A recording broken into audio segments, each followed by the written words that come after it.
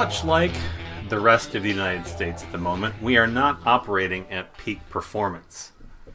I'm not saying it's because the most incompetent among us have been put in positions of power, even if it might seem like it. It took us 2 months to record this episode. 2 months. Allan had a thing, and then Allan had another thing, and then I was in Hollywood for the Turner Classic Movie Festival, and then I lost power for a week, and that brings us to today, some nondescript Thursday in May, to record our first Shamedown of the new 2025 season. New, and it's fucking May. Anyway, welcome to the 1975 Cinema Shamedown for the Cinema Shame podcast. I'm James, that's Allan, and we're your hosts. Hi. Hello. Was that the most lackluster intro we've ever had? Yep, absolutely. It sounded like 100%. the air getting sucked out of the room. Yeah. But I think that's as high energy as anybody is going to get at this point in history. If anybody is more high energy than that, don't trust them. They're selling you something. I like that I'm trustworthy. We are selling you nothing except for seeing a bunch of old movies. 50 years old, to be precise, which seems like really old movies. Now, if you think about when we shut the fuck up. Well, please shut the fuck up. Here's the thing. If you're watching a 50-year-old movie in the 80s, it was from the 30s. Yeah. Which I don't like to think about that very much.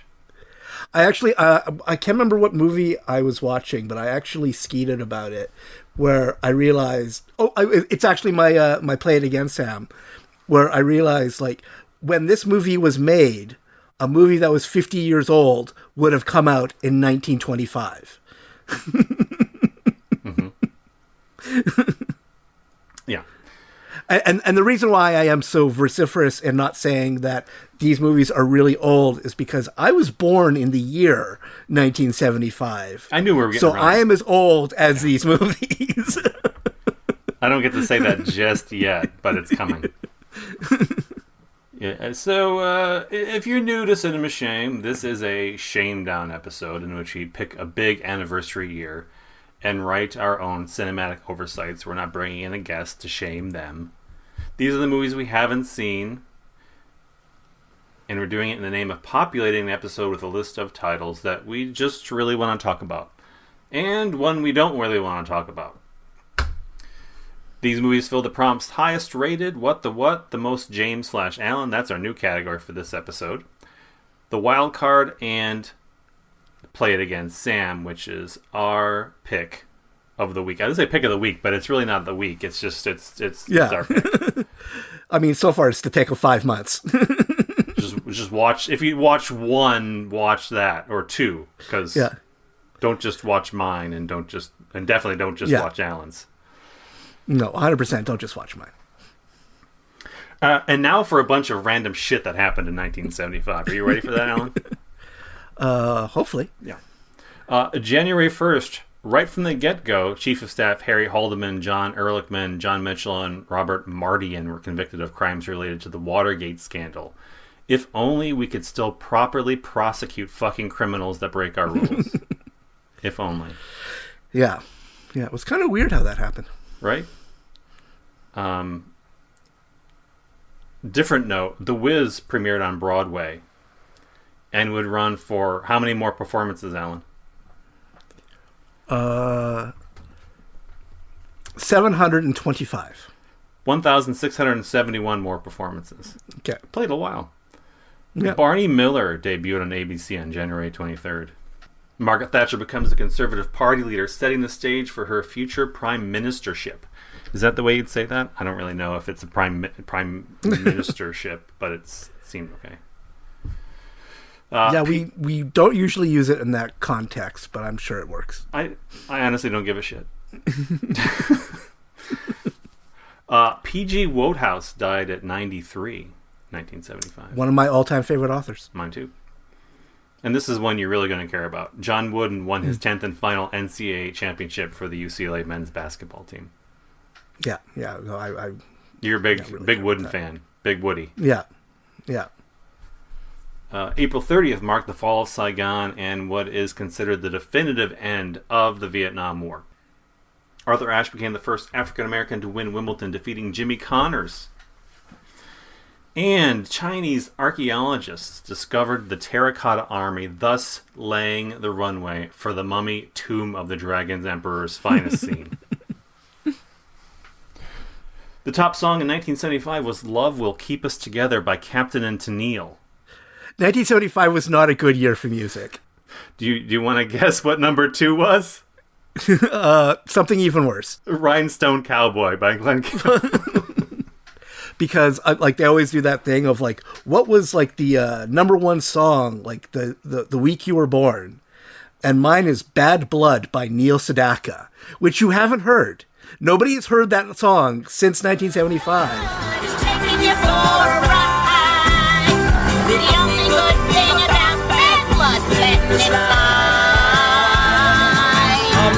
How do you do this every day? You're always running around and people are sick and dying. And like, do run, do run, do run, run, do run, do run, do run, run. I mean, poor Mr. Anderson. There was an AM radio thing happening in 1975 that seems outside time and place. Yeah. Because while we have a lot of great soul music on one hand, rock and roll is really expanding, we still had Neil Sedaka and Captain Tennille topping the charts. I mean, Love Will Keep Us Together is a perfectly pleasant song, but if it's the number one hit of the year... I will pick it over Bad Blood every single time. Yeah. So, I think we all know what topped the 1975 box office. I guess it was a little movie about a shark. About a shark. It made more than numbers 2 through 5 combined. It was a big deal. Whatever happened to that guy who directed it? Probably doing TV movies, right? Maybe some Lifetime Christmas specials.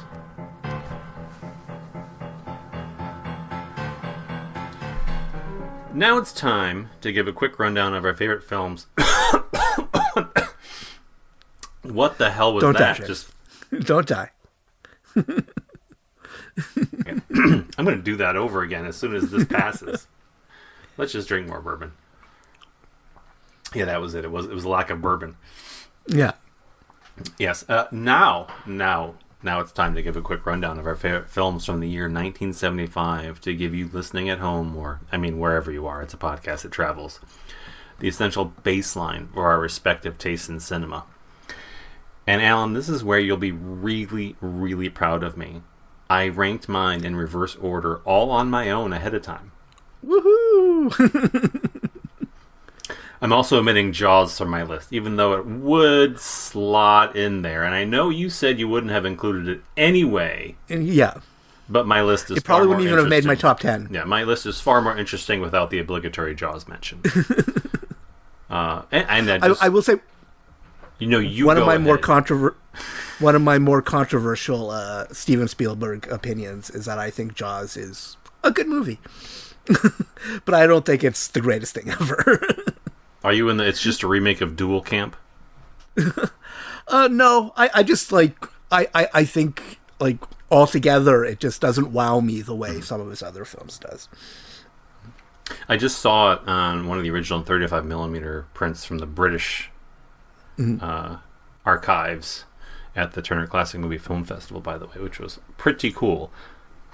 I will say it is far and away the best looking movie on any physical media I've ever seen.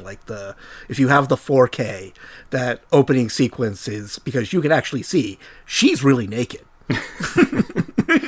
It's like watching all the Bond intros on Blu-ray for the first time. It's like, no, you can really see the nipple now.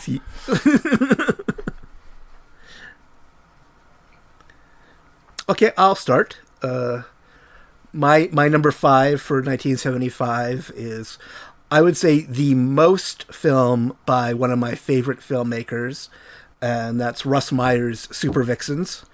It's not my favorite Russ Meyer movie. That would still be Beyond the Valley of the Dolls, but I think that part of that success can be attributed to Roger Ebert, whereas I feel like Super Vixens is the one where Russ can claim claim most of the of success of that film.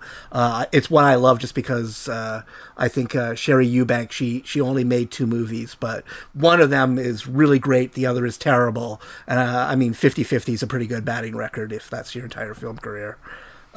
Number 4 is Milos Forman's One Flew Over the Cuckoo's Nest, which I still think is a very powerful and moving movie 50 years later. And I really like the story he tells in his memoir about how it tested poorly originally. And of course, the producers were like, we have to cut it. And instead what he did was he added more to the beginning of the film. And then the test results improved. And so, like, I always tell that story as, like, of an example of, like, sometimes the impulse to take something out is wrong. Sometimes what you need to do is add more. Number 3, I have to get a musical in here. And probably one of the most iconic musicals of all time, the Rocky Horror Picture Show. One of my most controversial film opinions is that I want to someday be able to see Rocky Horror Picture Show in a movie theater where everybody shuts the fuck up. I just want to see it as a movie. I don't want to go through the experience. I think you have to watch it alone for that. Yeah. And then my number 2 is a movie we actually did last year, Robert Altman's Nashville, obviously. We talked about it. You can listen to what I have to say there.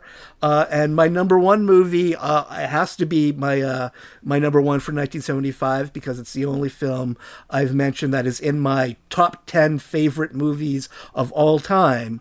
And that is Paul Bartel's Death Race 2000, which I think is the perfect exploitation movie. The year 2000. America is a vast speedway. People line the streets to witness the greatest drivers on earth in a race from sea to shining sea. This is a death race. You finish first, or not at all. Death Race 2000. Every car a deadly weapon. Every spectator a potential point.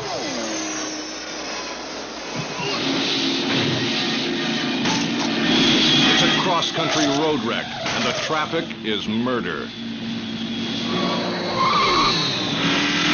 Who are you, anyway? Best driver on earth. I don't want you to die. He was built by the world's finest surgeons to drive the fastest car ever designed, and nothing can stop him now. Death Race 2000, rated R. It may or may not shock you in the audience to know that we don't share a single pick from these 5 films. And it's not because I disagree with anything you said. 1975 was difficult for me to really whittle down. And you mentioned 2 that I wanted to include, but, you know, I can't even fudge it a little bit because I do fudge it. I created a 5th place tie because there was some thematic connection between the 2 films. Yeah.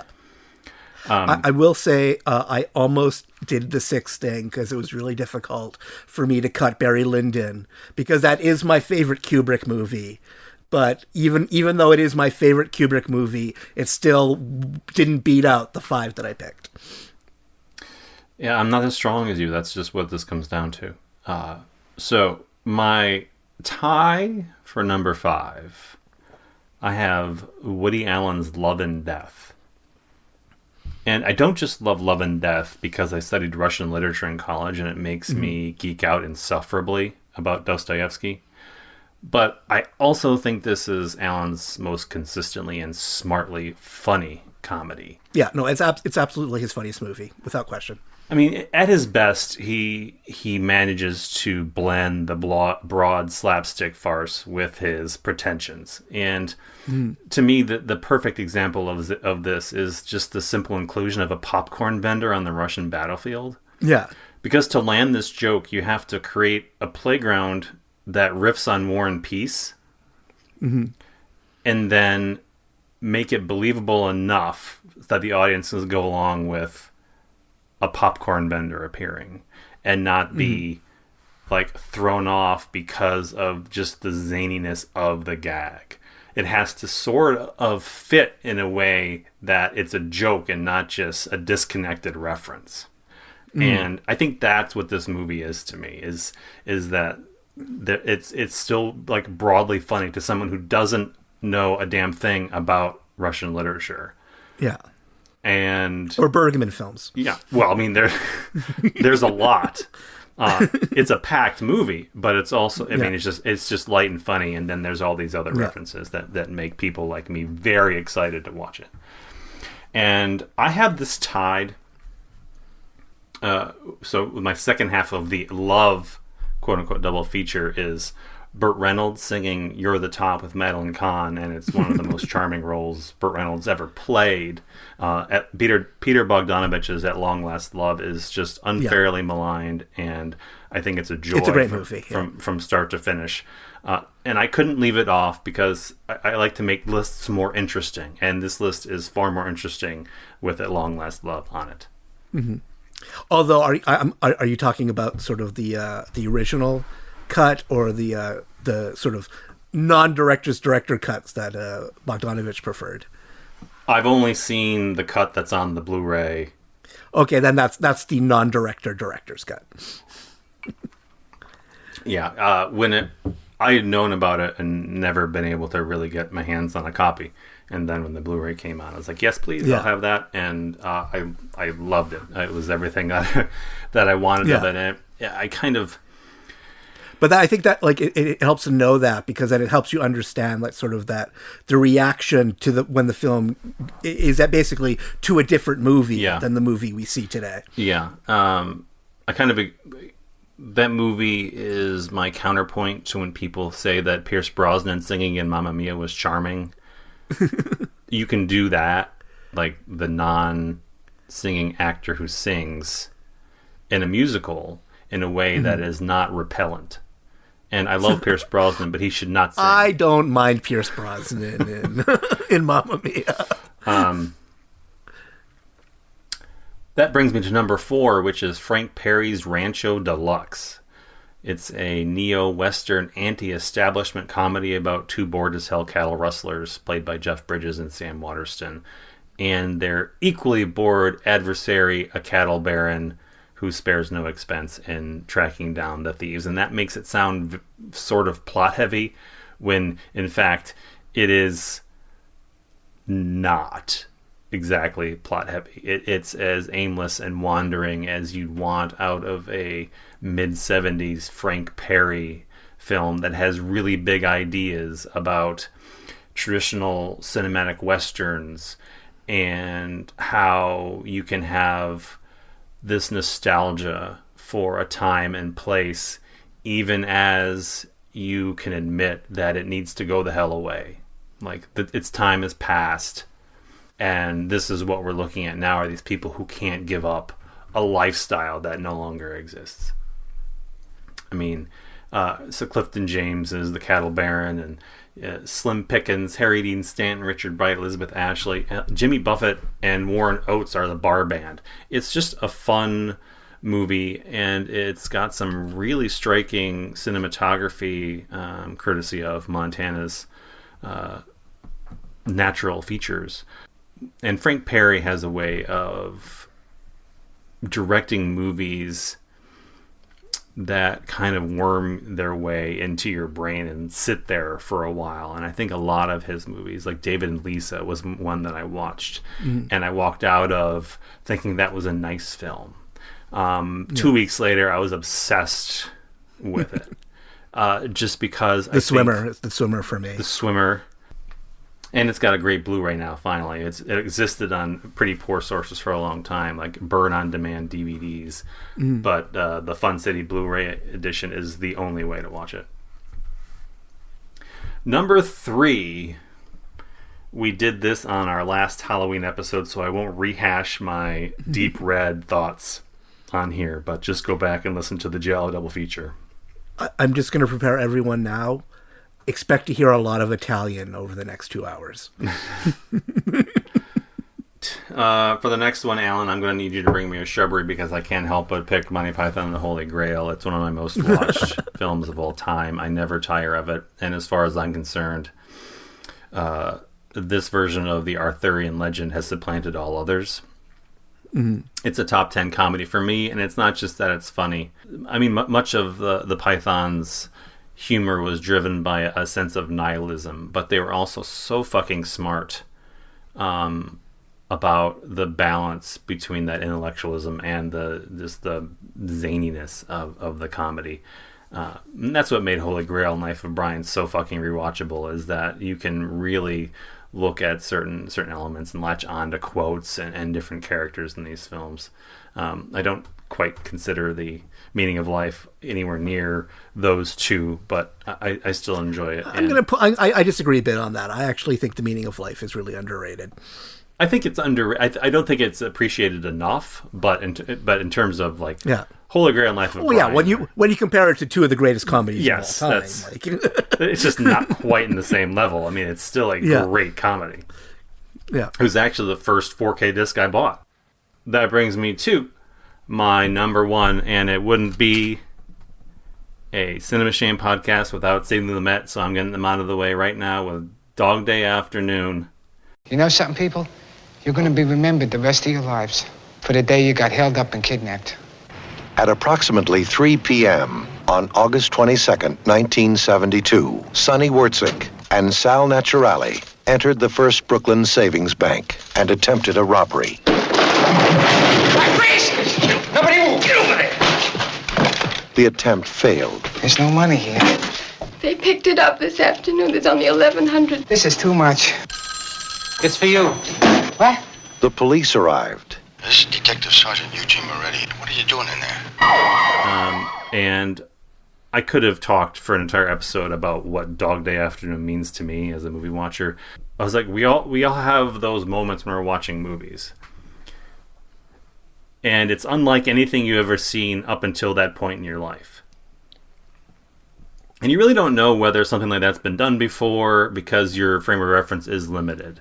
So when you're confronted with Dog Day Afternoon as a 15-year-old, I didn't know Lumet, I didn't know Pacino beyond Sea of Love when I saw this movie.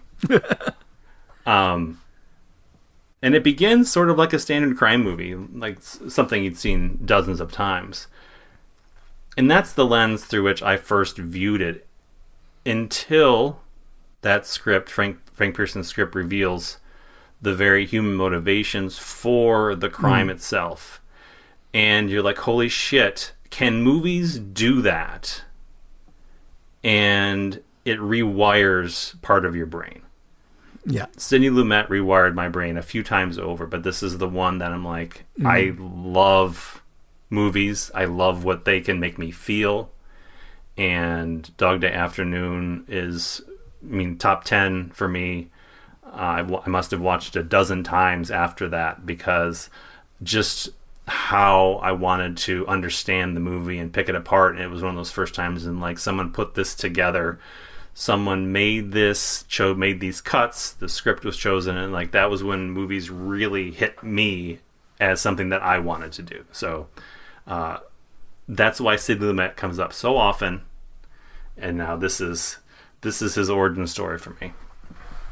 And I'll add that friend of the show, Matt Baum, who was in our Madonna episode, he just, at the time of recording, I think about a month ago, he posted a really excellent hour-long documentary about the making of Dog Day Afternoon, which I highly recommend everyone check out.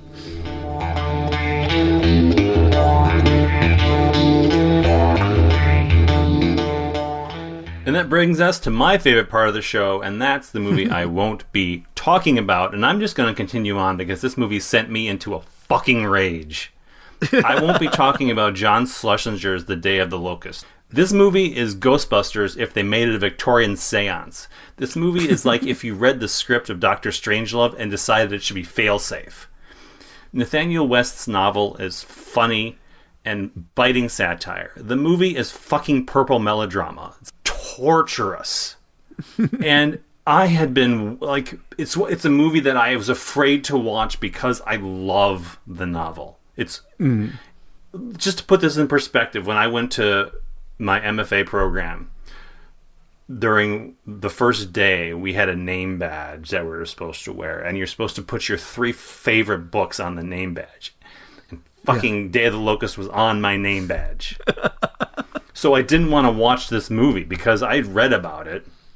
But finally, it was 1975. I had no reason not to watch it. This is the time you right the wrongs, you pay your penance, you watch the movie. And I understand that people do like this. I checked Letterboxd because I'm like, how the fuck? I'm sorry for all my purple language. The fact that someone could look at that novel and make it so dull, labored scripting. Did you, like, as a fan of the book, did you ever, like, idly, like, daydream, like, oh, if I got the chance to make the movie, this is how I would do it? Yeah, I wanted to... I didn't know, when I read the book, I didn't actually know there had been a movie. Yeah. And it was one of the books that I'm like, I could write a fucking movie for this, and it would be great. And then, you come to the realization that there is one. Yeah. And you're afraid. Because I replicated this experience because one of my favorite books growing up was Kurt Vonnegut's Breakfast of Champions. Mm-hmm. And then the film version came out. And it's like, oh, this person read a completely different book than I read. I mean, I don't really get the impression that anyone involved in the making this movie understood the material in the first place. Yeah. And the ending is so angry. Yeah. The West novel has anger in it, but it is always funny. Like, it is never not without humor in the way that it approaches the material. This ending is so angry, it left me speechless. Like, I didn't know how to react to it because it was like... That's actually the one thing I know about the Day of the Locust, the movie, is the ending. I mean, the ending of the novel is that ridiculous, but it's just about tone. And when you completely deactivate the satire in favor of... I guess they thought it was satirical, but it just comes off like gross and mean-spirited. Mm-hmm. Yeah. It's like they actively dislike the novel in the first place. I've only read one West work, and that's Miss Lonely Hearts, which I regard as probably the most depressing book I've ever read in my entire life. Yes. Which is funny, because I actually just picked up the Blu-ray of the film adaptation, and it's the same case where I felt like I'm curious, but I don't know how you can actually make a movie about this novella. They don't, spoiler. They use the name and a premise. Yeah. And there's I could see that adaptation. I like it far better than what they did with Day of the Locust. My point being, you should read the book and not spend any time with this movie. If you hate the book, maybe you like the movie. Use that as your barometer. For my I'm gonna confess that I had a real devious, ingenious plan worked out for this episode, because as I was researching all of the movies that I could watch for this episode, I realized that Edwidge Fenech released 5 movies in 1975, and I managed to get my hands on all 5 of them. And I realized that I could as a joke do Sight and Sound's #1 movie of all time, and then follow that up by talking about 5 different Edwidge Fenech movies. But, which is why we're our shared shame isn't Edwidge Fenech, because I had to I didn't want to tell James that I was doing this, but I had to get him to do it because one of them had to be a shared. Right. So I managed to trick devious. You're right. But we'll get into that later. But I was stymied by the fact that The Family Vice, which was one of the movies, I could only find the Italian edition without any English subtitles. But then I was able to find a couple of files of fan-made English subtitles to use with the film. But the problem is that whoever came up with them, they did direct word-for-word Italian to English translations, but they didn't think to actually translate the very specific Italian idioms that were used. So you have characters going like, it's like my aunt with the fish in the supermarket. And it's like, I have no idea what that means. So I had to give up on it about 15 minutes in, because it's like, I know that like this is a translation of what he said, but I have no concept of what it actually means in the context of the scene.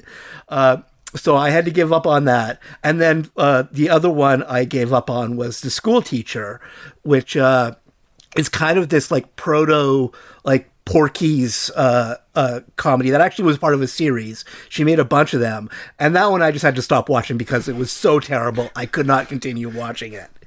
That said, spoiler, we will be talking about 3 Edwidge Fenech movies in this episode.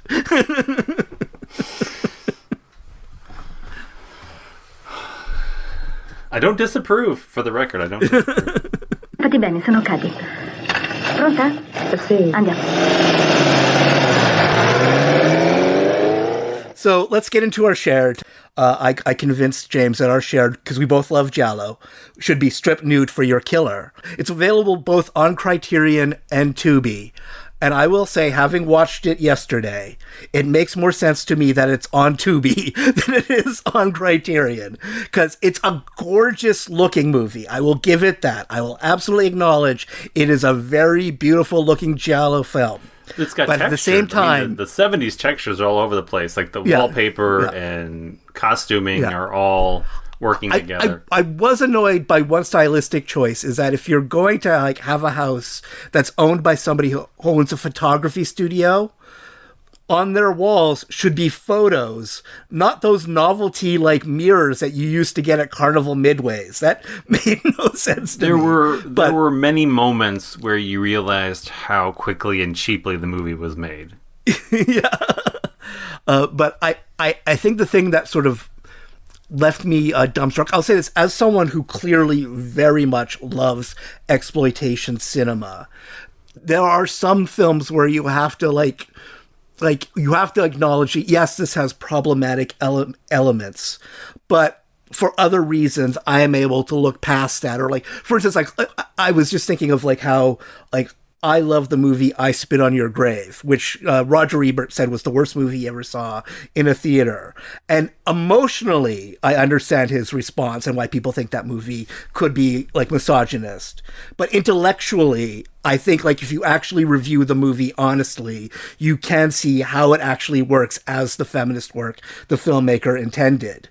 Whereas with Strip Nude for Your Killer, I am genuinely stymied as to whether or not this is a deliberate feminist movie or the most misogynist movie I've ever seen in my life. The ending especially was so fucked up that I literally cannot tell if it was deliberate satire or if the filmmakers are just that huge assholes.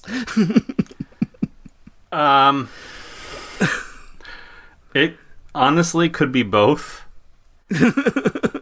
Because I did say I did skeet that like this is like sometimes a film ending is so misogynist that it inadvertently becomes a feminist statement just by its mere existence. Yeah, and I agree. I don't know exactly how to interpret it, but I think my takeaway, Italian exploitation cinema, some of the early giallo trendsetters aside, Bava and Argento were paving their own path. But if you look at the Italian genre exploitation business, they are appropriators of culture. They cherry pick ideas, films, genres, and regurgitate them damn near verbatim. Now, I'm sort of getting the impression that all of this was pulled in because there were threads of this in popular culture. And they were just kind of lifting ideas without any real concern for how they fit together. Because I agree, there's some themes in here which could be considered very progressive and feminist at the time. But it's almost like someone who says they're a feminist and then just turns around and punches the girlfriend to make sure they know who's boss. Well, ultimately the issue is, and I actually noted this as I began watching it. I actually like sort of posted about it, is that with Italian films of this era, you don't know at the beginning when you see like a creepy, rapey guy if he's going to get killed in the next 10 minutes or if he's the hero of the movie. And in Strip Nude for Your Killer, he's the hero of the movie. But he's also the asshole. He's also the villain. Yes. He's the hero and the villain at the same time. And the thing that makes the ending so weird is I'm not sure if we're supposed to feel like good that he got away with it, or if we're supposed to feel like this is society where someone can get away with it. Yeah, it's all that. And what's funny is that I don't know why, but I knew about the joke at the end of the movie before watching the film today. Mm. And it was somehow still worse than I'd imagined. I didn't know about it, and it takes a lot to shock me at this point. And I'm going to spoil it. I think we need to. I think we're talking about it. I think we need to.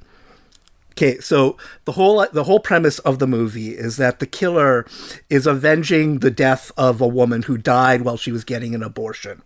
And it turns out that our main hero was the guy who got the woman pregnant, and he ended up like faking her death after the abortion to basically hide the fact that he was responsible.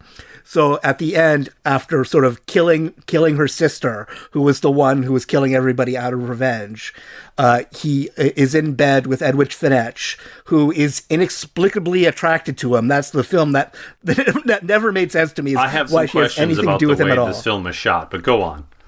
Yeah.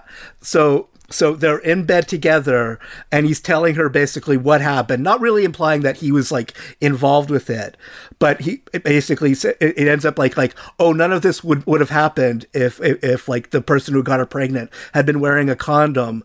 And then he's like, well, no, you don't need a condom. And then he clearly is beginning to anally penetrate her.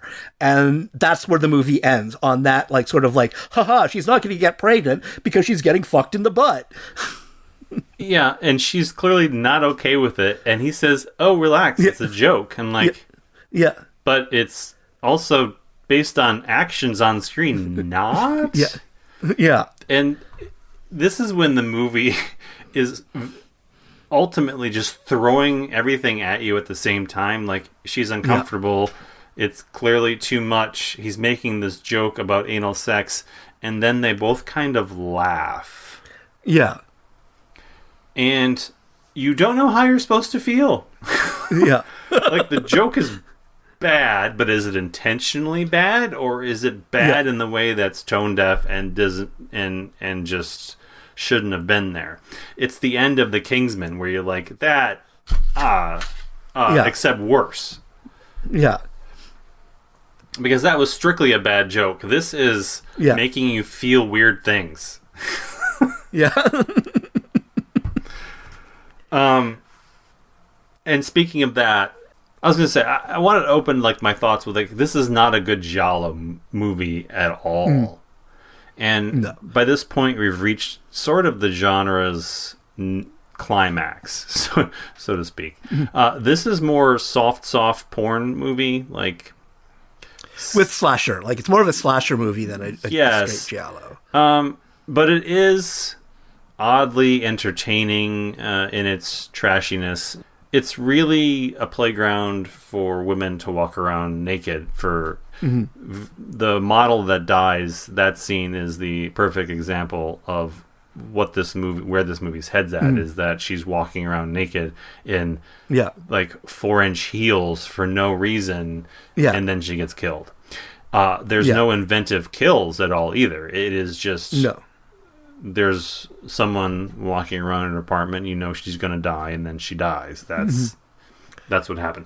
Well, and like, you have one scene where basically you have the killer sort of like a thing of like turning on the taps and that, because they turned on the taps when they left the woman who died of the abortion in the tub. So you have the one scene with the model, and then the next murder, it's the husband of like the owner of the photography company, and it's the exact same scene. Like, it's not, they don't even film it differently. Yeah, but there's in that way, there's also an interesting juxtaposition that could be considered sort of a riff on a feminist idea, that the grotesque man in the tidy whities and but it's that scene where he tries to rape the model is it's one, like, you can tell where my sensibilities are. Is like, I could barely watch that. Like, I was watching that through my fingers. Meanwhile, I'm going like, okay, can't we just kill someone now? Like, I am fine with seeing somebody murdered right now. Yeah, but this he deserved the murdering. Like, you want him to get killed and removed from the film. I don't know this director. I was reading about him. I didn't get a sense of what I'm supposed to interpret based on what I read about him. What was most inexcusable is that he seems like more than a point-and-shoot director. Like, he's clearly got an eye. There are some beautiful shots in this movie. Yes, but there's also some inexplicable shots of nothing.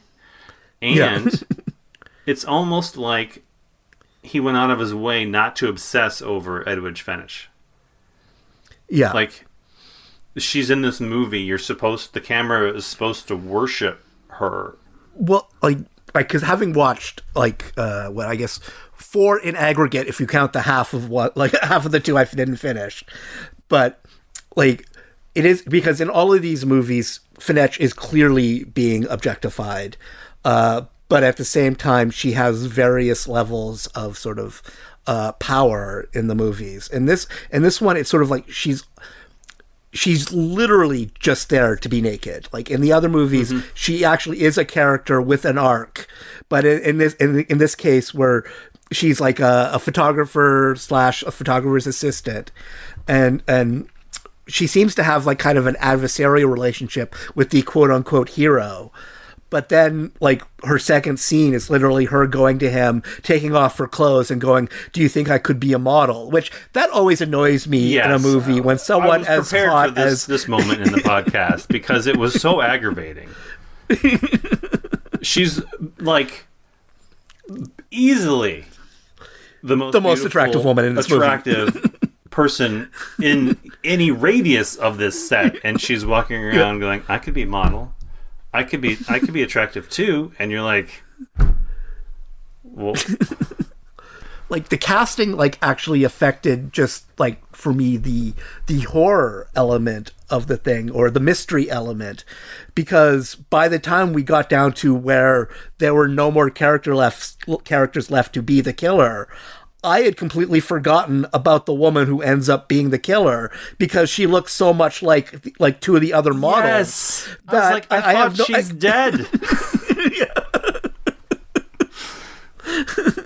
I had to track back and look to the IMDb page to know that there were multiple women that looked the same.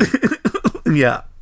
Which is always like, and how hard is it? Like, you just, cast, like, because you have Edwidge Fenech. You know what they did? They gave the one a mole. That was supposed to be Artel. Yeah. Well, she was the older one, because she was the owner of the agency. Yeah. Was the one with the, like, little pink mole thing. Like,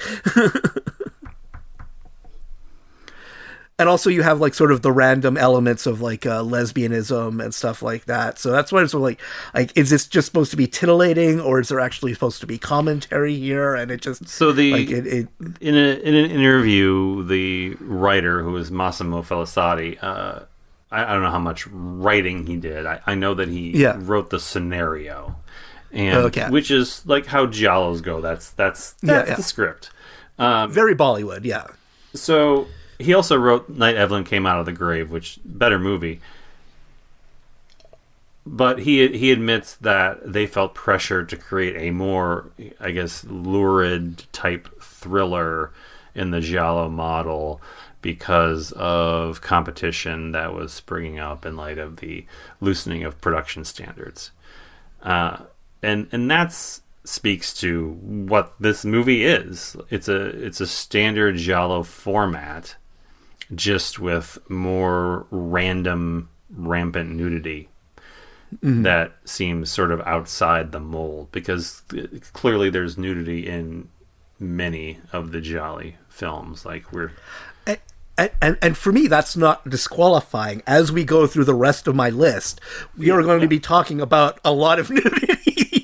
It was just, it was like, it's a purposelessness. There's the one shot where Fenech has just gotten the call from like her boyfriend, and she has to, get dressed in that. So we see her naked, and she throws her nightie, and her nightie like lands on the camera, and it's like, was that deliberate, or they just like say like, fuck it, let's just use that take? It's like we need to get another shot of Edwidge Fenech naked in this, because we only have 4 so far. Yeah, this is it's black glove thriller Skinamax is what we're looking at here, and it was oddly entertaining because of so many unusual elements. And sometimes when you have these movies that are at war within themselves about some of the ideas they're throwing out there, that makes for an interesting viewing experience because it's outside the mold. But I don't recommend it as a good giallo film. It is interesting for other reasons, and if you've seen all the good ones and you still want to watch giallo,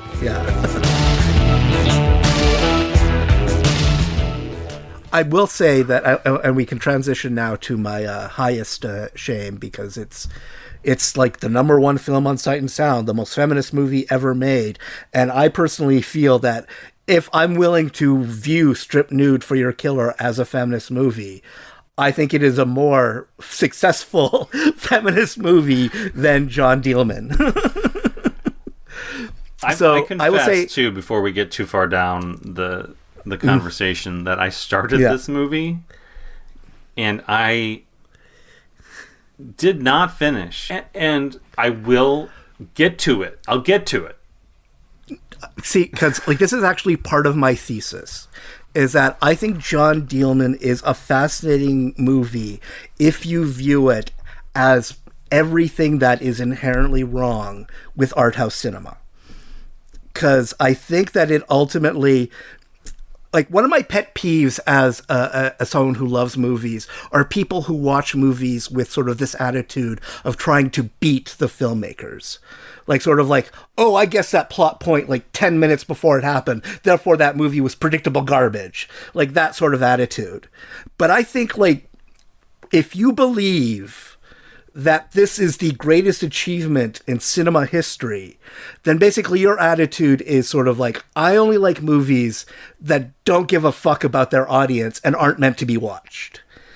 And I like cinema as something to be endured rather than as an entertainment, to me is just such a contrarian position that the fact that I love Cats like just seems like so minor compared to someone insisting that this 3 hour and 40-minute movie where one thing happens and it's deliberately not explained, and the only reason why we know what it is because the filmmakers like said so in an interview. Like, if you think that's what great cinema is, like, we are never going to agree. But the thing that I found fascinating is that all of the things that are supposed to like lock you in, and people describe it as sort of this transcendental experience, were all of the things that like kept me distracted and like incapable of fully investing. Because if you don't know, what the film is basically 3 days in the life of a widowed woman in Brussels named John Dielman, who earns money like having sex with men like about once a day. She'll have one Jean, and then the rest of her day is dedicated to her chores. And what we are basically shown are a lot of her chores in real time. And I think that's my issue, is we like in real time has to be in quotation marks, because like I think of the scene where she and her son are eating at a table, eating dinner, and it's 5 minutes of just them silently eating food without any, cuts or interruption. but it still doesn't feel real because, like, I know there are a lot of people who probably can eat a meal like that in 5 minutes, but I don't know many of them.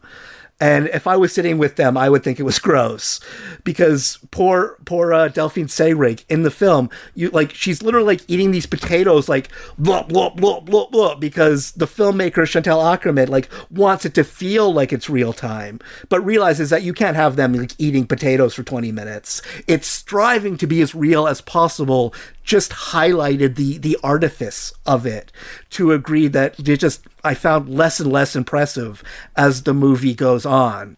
I think it is a movie worth watching as an experiment. Spoilers. The one thing that happens is that at the end of the film, with her final John, she gets a pair of scissors and stabs him in the neck. And the idea, and this is the only reason why we know this, is because Chantal Akerman said so in an interview. It's not stated in the film. Well, we don't see any of her scenes with the Johns until the last one. But in the sort of, when the John comes over, John has an orgasm. And the orgasm is so alienated to her, so like out of her realm of experience, that it starts to disrupt her thoughts. The first day we see basically her normal routine. And then as the days go on, her routine, like she's still like in that sort of mode, but things are starting to go awry. We're not actually allowed any interior into her thoughts, but clearly this has happened to her, and so the way she ends up ultimately dealing with it is murdering a man.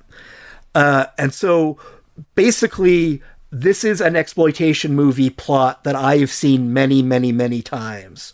And the idea is that time we're seeing it without the exploitation.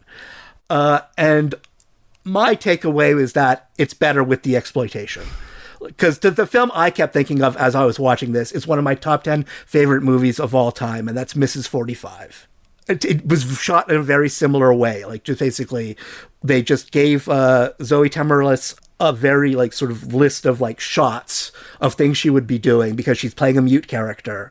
And then, so there's very little dialogue written down. It's all improvised. So it has a very real, like, you are there thing. But because of its exploitation elements, it just, to me, it does the exact opposite of what this film does, is that sort of the exploitation actually adds to its verisimilitude, makes it feel more real. Whereas in this case, the art house artifice of it, to me, just took away from everything that all of the impact it was supposed to have. And clearly I'm the outsider, like, contrarian on this, because so many people insist this is a transcendental viewing experience for them and the greatest film of all time. And I just come at cinema in a completely different way that they do. The 20 minutes that I watched, I think I got a lot of what I needed to out of it. Mm. Oh, yeah, no, it is very much a film, like, if you've seen 10 minutes, you've seen the entire movie. You know, I want to see why. I want to understand why it jumped so high in the Sight and Sound to become number one. And the amount that it jumped also said something about the reason for its escalation. But I still want to be a part of it. I want to get it. So we'll get there. We'll get there. Ultimately, like, I believe it is good for films to have serious messages, but if you're placing them in a film that is deliberately alienating, that is deliberately pushing the audience away, do you really care about that message? Like, does it really matter to you that it's communicated if you really don't want the audience to finish the movie? Like, I think that's my essential problem with art house cinema, is that sort of the filmmakers often have an adversarial relationship with the audience while at the same time wanting to say important things. And the idea is like, oh, you can't say anything important if there's any gloss to it. And I don't buy that argument at all. I was just recently part of a conversation about Tarkovsky, and I think some of these same thoughts can apply. And I do think that in a filmmaker like Tarkovsky, he does have a more watchful eye on the viewer.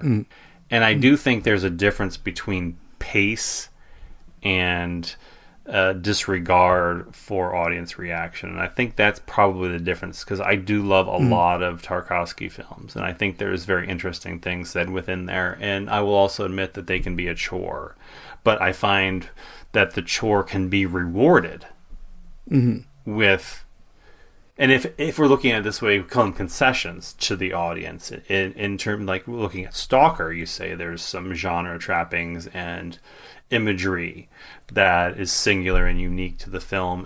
I think that's maybe an aesthetic that you're more receptive to, that I'm more receptive to, I shouldn't say. I can't speak for you, but like watching Jean Dielman, I wasn't engaged. It felt, like you said, like an artistic expression that was meant to be daunting in a way. And that the reward was merely sitting through it to say you had done so. And that's not necessarily true, but as a viewer, sometimes you can't help but feel that way when a movie doesn't click with you. And I'm sure there's people who think the same thing about Stalker that I'm saying about Jean Dielman. But we'll wait for the full report when I finish the rest of the 3 hours that I haven't watched. 3 hours and 20 minutes. Just launched right into my highest rated, which wasn't going to be Shampoo by Hal Ashby, but it is Shampoo by Hal Ashby, because... So I think you're pulling an Allan and going with the highest rated that you could actually finish. Yes. The power being out for 7 days really put a damper on my plans to watch Day of the Condor. 3 Days of the Condor. Whatever the Robert Redford movie is that I should have seen by now. There's 3 Days of the Condor, and there's Condor Man. Those are different movies. Yes. I have seen Condor Man. I have not seen 3 Days of the Condor. So I didn't get to watch a couple movies that I had planned to. Now, that fell down to Shampoo, which was not slated to be in my list, but we'll talk about it anyway because I had to pick something. I go into that shop, and they're so great looking, you know, and I'm doing their hair, and they feel great, and they smell great. That's it. It makes my day. I mean, it makes me feel like I'm going to live forever. Columbia Pictures presents Shampoo. It's the story of a Beverly Hills hairdresser named George. George is great. Yeah, George is great. And all the beautiful people he does. Listen, you're great. I thought you were great. Baby, you're great. What about me? You're great. Slow down, you move too fast. Very weird, George. I know, baby. But you're great, baby. Believe me, you are great. You got to make the moment. And I ended up watching it too. So, like I said, like it was going to be on my list as my wild card, but when James gave me his list, I was like, "Oh, I'll change that. It's wild card, so I can literally change it to anything I watched."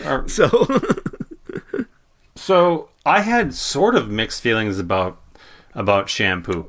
I had very mixed feelings about it. There's a part of me that loved the Hal Ashby-ness of this film, and by that I mean it's sort of a nihilistic look at a moment in time in what was the presidential election of 1968, and that sense of being a fly on the wall was very interesting to me. Now, I think I craved more bite to this movie. My issue is I love the Hal Ashbury-ness of it.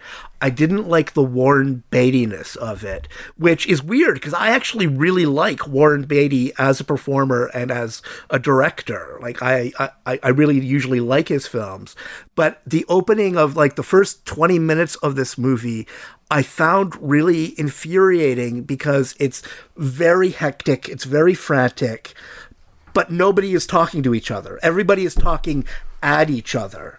And I know that's deliberate, but at a certain point, it just made me so anxious that I couldn't really deal with it anymore. And to me, that felt more like a Warren Beatty thing than it did a Hal Ashby thing. Yeah, there's certainly more connection in Ashby's movies. Like, even they can be high-minded and maybe artificial. like feel a little artificial, but the characters are always engaged with each other. And this is almost maddening in the way that it gives the Beatty character so much space to be just entirely vapid.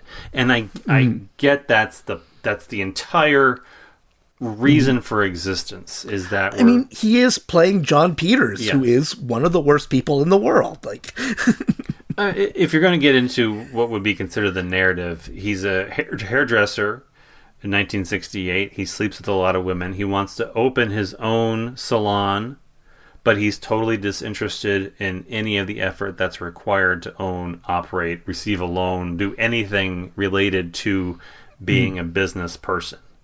I love how you can look at it and go, this is Ashby and Beatty commenting on a moment in time from within. Like, they're 7 years removed from 1968, and they're seeing this decay of moral fiber all around them in suburban America. And they're pointing to the Watergate scandal, the power of the presidency being undermined by Nixon's actions, and some of this disingenuousness seeping out into culture. And that's the idea. People are not engaged, they're engaged in activities and practices which they have no understanding. Like, the people involved in politics do not care to understand the politics of the people they're supporting. Yeah.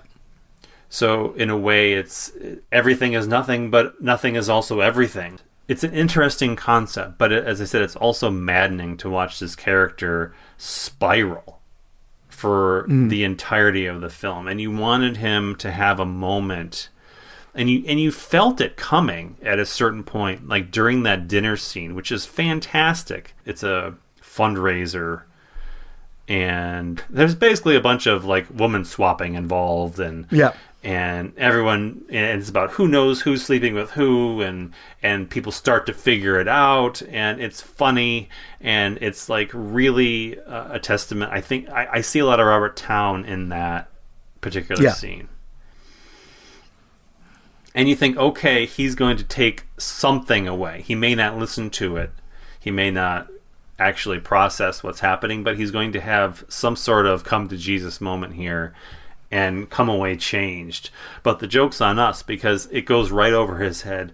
Nothing changes, and he just continues to go on with the same outlook on life, which is nothing more than what's in front of him. So, like I said, I really liked a lot of this movie. And I think I rated it 4 stars on Letterboxd. But there's also this part of Shampoo, and I think my wife, she does this. I put on movies, she'll tune in and out based on her level of interest. And at one point, she had checked in a couple times and was like, is anything actually going to happen to this guy? Because he's a fucking idiot. And I'm like, no. Nothing's going to happen to him. He's going to marry Barbra Streisand and produce Batman. And I don't need everything to have like a morality lesson at the end of it. That's not what I'm talking about here. But you do want to see characters change somewhat. But there's no recognition. Beatty keeps going on, and you can see the cycle starting right over again. Well, I think you're always going to have an issue with a movie where the most beautiful people in the world make a movie that tries to make fun of the most beautiful people in the world. Like, on the one hand, they know this is reality, but on the other hand, they don't really, like, they play it up in a way it's sort of like as passing it off rather than making it seem as dumb as it actually is.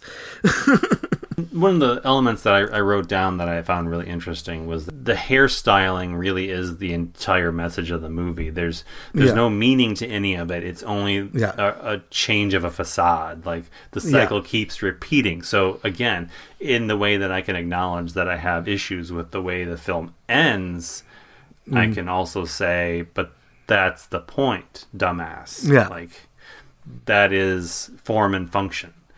And while that makes for an interesting intellectual exercise in talking about Shampoo, the experience of washing shampoo is also kind of maddening. Yeah. But what was most interesting to me is that we look at this film, and if we consider where we are in 2025, this film made $49 million on a $4 million budget. It was the third highest grossing movie of the year, behind Jaws and One Flew Over the Cuckoo's Nest. This movie was huge in 1975. And you look at it now, there's no way that this would even be released. And I know that's tired. Like, you're looking at movies in the 70s going, this wouldn't be released. But not only was it released, it was a massive hit. And I asked you, like, why did people identify with this movie so much at the time? Because Ashby's movies aren't necessarily moneymakers. And I'd still consider this a very Ashby movie. And if you're saying, okay, it's just Warren Beatty, I don't think that's enough either. Like, it really latched on to something that was in the cultural zeitgeist at the time. I think, like, to me, like, the reason why it is probably could be as inexplicable as the reason why Deep Throat was such a huge hit. And it just became a thing where it became the movie to talk about. And I think like the number one movie was Jaws, and there's no cultural cachet to say, like, oh, I went and saw Jaws, like, so did everybody else, like, who cares? But Shampoo, I think, just had that, it's sophisticated enough that at that moment, and also it starred, like, Hollywood's biggest leading man and his girlfriend at the time, and they're the most beautiful couple in the world. So there's also this, like, Elizabeth Taylor, Richard Burton sort of thing happening. So they're, like, constantly in the news or on the newspapers. Like, because I don't think McCabe and Mrs. Miller was nearly as big as this. Like, it was. I don't think it did poorly, but it wasn't this level of hit. But I think it was just because it had that just level of sexiness. It is funny. Like, there are moments that are quite funny. So it was a thing where it allowed you to feel superior to people who are living much better lives than you. So I think that added that element to it. But I think it was just one of those zeitgeist things where at that particular moment, especially after Watergate and the Nixon stuff, there was that sort of mid-70s malaise, or as we were experiencing, the mid-20s malaise, where sort of we were just... people really wanted to see, terrible people just being assholes so they could go, oh, what a fucking bunch of assholes. How great was Lee Grant in this movie, though? Oh, she's great in everything. She's one of the greatest of all time. You need to watch Shampoo just for your regular reminder that Lee Grant was a goddess at the time. Yeah. And I don't know if we really make a point to appreciate her as much as we should. And also the film gives us a glimpse of a Carrie Fisher that I don't think we ever actually got.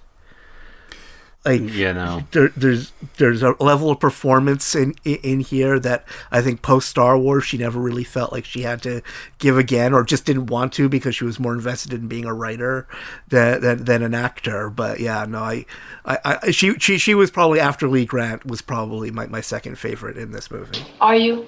My what? What are you talking about? Making it with my mother.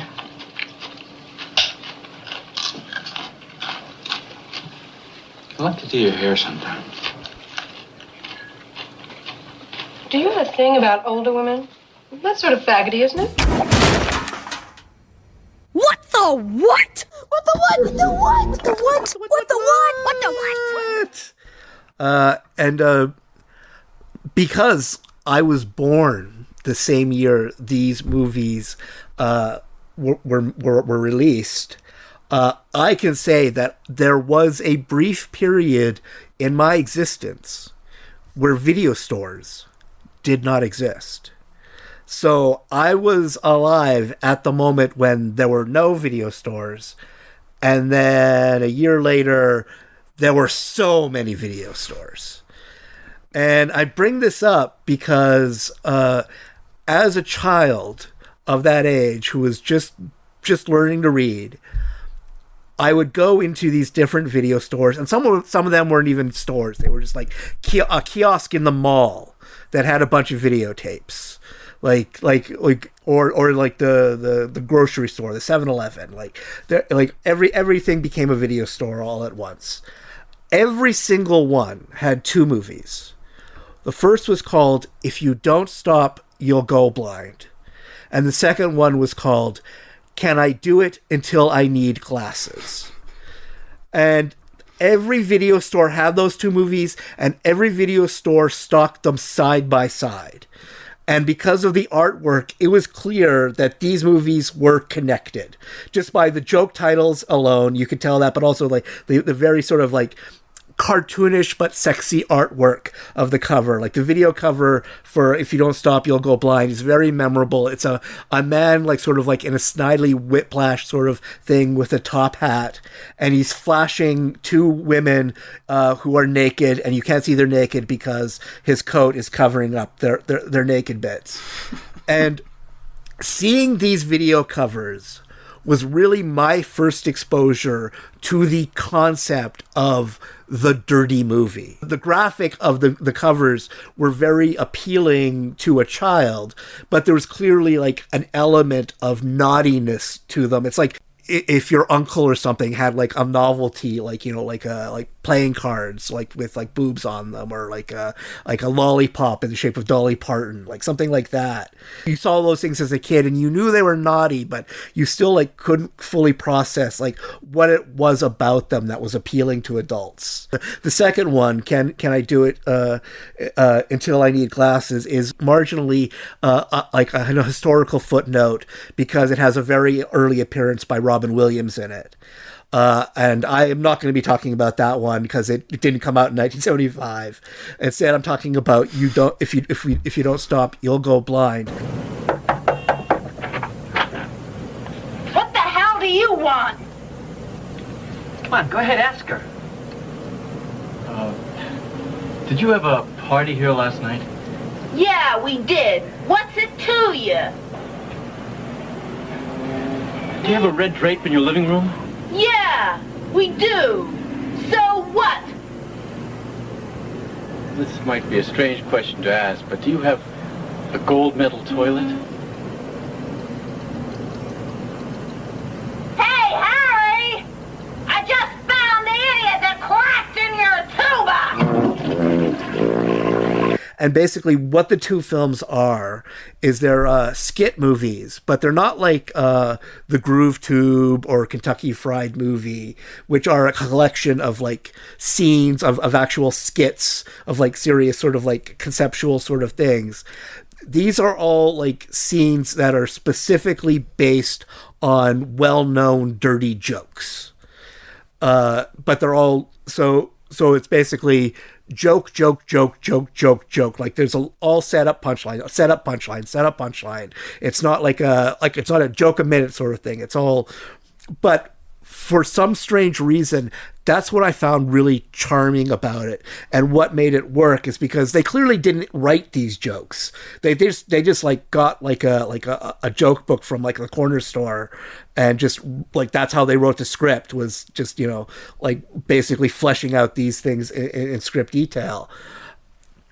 But because of that, there are genuine laughs to be had in these movies because some of these dirty jokes are funny dirty jokes.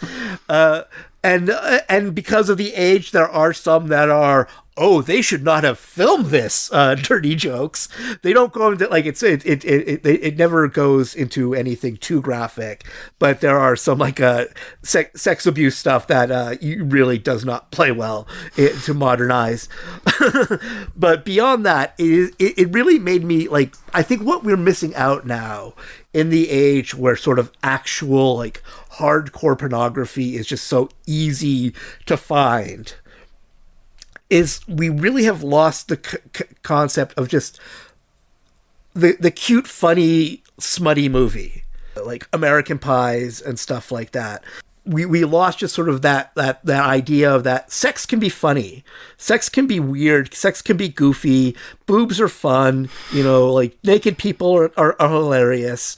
We've lost that today, and this movie just really reminded me, like, we can't like do fun stuff like this. Like I think like if you like, you don't have to justify having naked people in your movie by either making it really gross or by making it like really serious. Like, hey, why can't we do this anymore? Like, why can't we just do sort of like really like dumb, sexy sort of things that like are just supposed to make us laugh and turn us on a bit? The 80s sort of ruined the idea. I'm going to be coming into that because it sort of leans into some of the next movies I'm going to be talking about, which are going to sort of riff on something that you actually brought up when you talked about Strip Nude for Your Killer. Yeah. This is going to be a very thematic episode. I was just thinking that when it became sort of leery and lechy, versus like innocent, good-natured, like frivolity, like sex comedies, is when we sort of lost the thread. Yeah. And in a totally related note, my What the What is Brannigan, directed by Douglas Hickox. The Duke is back. John Wayne is Brannigan. Knock, knock. You got no rules! A tough Chicago detective who's pounding a brand new beat. Brannigan, you're a public menace. I told you I wanted that big Irishman. Wasted. Police, son, follow that car. The Duke's in London. And London will never be the same. John Wayne is Brannigan. He likes to hurt people. They made some real improvements since I was last here. Thank you. He covers the city from Scotland Yard. The Home Secretary blowing his top, demanding to know what kind of a lunatic I've turned loose. To Tower Bridge. Oh, nice! Well, the view from the bridge was terrific. I did not expect anything when I turned this on. I was at the gym scrolling Tubi, starting my exercise routine, and this is the perfect I don't care about this movie to watch while I'm running on the elliptical machine. And I started it, and what happens is if I like the movie, I continue it later when I get home and finish it. And for some inexplicable reason, I was thoroughly entertained by this ridiculous film. Now, the premise is not what's going to sell this. Is this the one where he movie. goes to England? Yes. John Wayne is a Chicago detective sent to London to extradite an American gangster, played by John Vernon, a.k.a. Dean Faber from Animal House. And he's assigned a chippy little local police officer to assist him. She's Judy Geeson.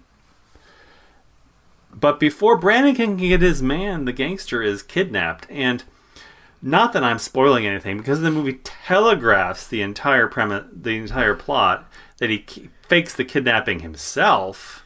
Yeah. The rest of the movie then becomes sort of a weird buddy comedy with him and Richard Attenborough. And that's when the movie gets really good bad. John Wayne is not spry in 1975. He's running around London more like Frankenstein's monster than he is an actual human actor in reasonable situations. He needed Roger Moore's body double. He did. There's not Roger Moore just walking around looks incredibly limber compared to what happens in John Wayne in this movie. And there's a running gag that's really predictable about how the American needs to have his massive gun on him at all times, and the British are frowning upon that, but he's going to do it anyway. He's going to have his gun no matter what you say. And after about the fifth time, I laughed. I did. I thought it was funny. What makes this even better is that the soundtrack could have been lifted from a blaxploitation movie. So, imagine in your little mind's eye a movie in which Frankenstein John Wayne trots himself around London, set to the score from like Superfly, and you've got Brannigan. Pusher Man. It's a mess. It's clunky and nonsensical. John Wayne spouts the most absurd one-liners. I wrote them down, but I thought twice about mentioning them because I want someone to go in blind and just experience what it's like to have John Wayne try and toss out a quippy little glib one-liner. It's weird. I've seen him on Mod, so I have some idea. It's uncomfortable. And it puts you in a place that you're not used to. And that's not terrible. You know, I like feeling uncomfortable sometimes. It reminds you to be human.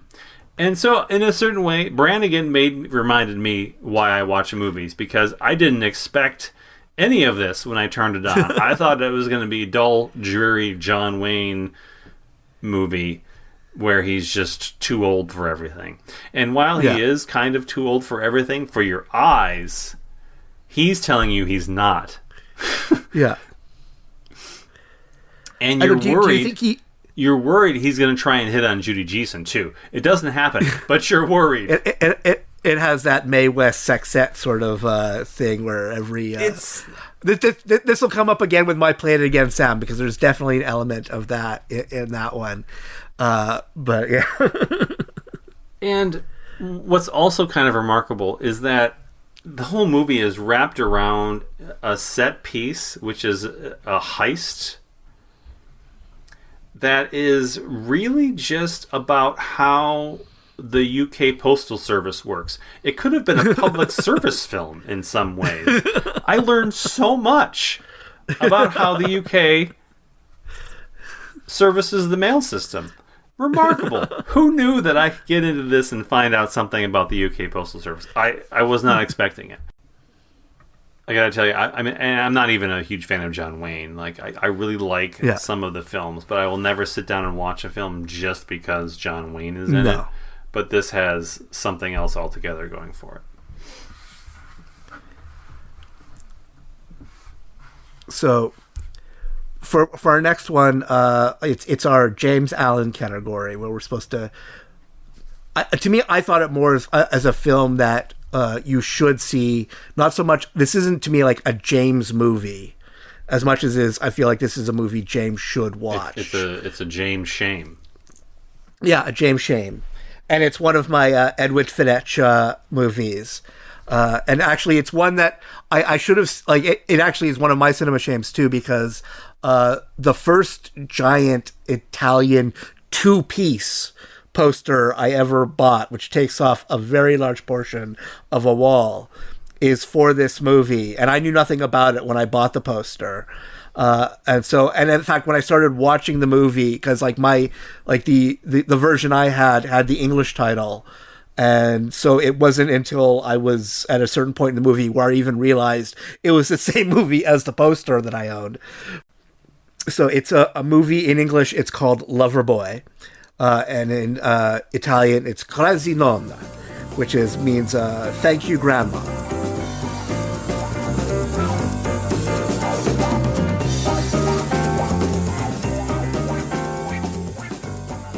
And the premise is that it's about this young kid who's around 16, 17, lives with his family, and one day his dad tells him that his grandfather, who his dad was estranged from, has passed away, and they've gotten this note from his widow, who they've never met, that she's coming to town to see them.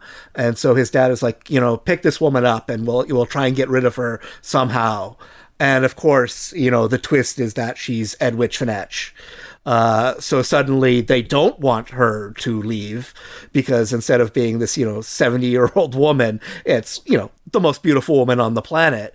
And from there, and this is like when you were talking about how Italy, like they were famous for just taking bits and pieces of like of cultural appropriation, of just taking the things they like and putting them together and forming their own sort of versions of those things. I think the one thing we can credit to Italy, maybe we can just say Europe if we want to like look at some French films and stuff like that, but sort of like the sex comedy as we knew it in sort of like the 80s in the United States really existed in Italy in the mid 70s, because the film this reminded me of was a sort of like a less assholey version of something like My Tutor or Private Lessons. Like, it's very much like, it feels like it was made at the same time as those movies, even though it was made 7 to 8 years before they were. So it really does, like, I felt like, okay, this one we can give to the Italians. The Italians made like the horny movies with hot women about teenage boys. They were the ones who gave us that genre. Well, they got it. They got it. They understood. Yeah.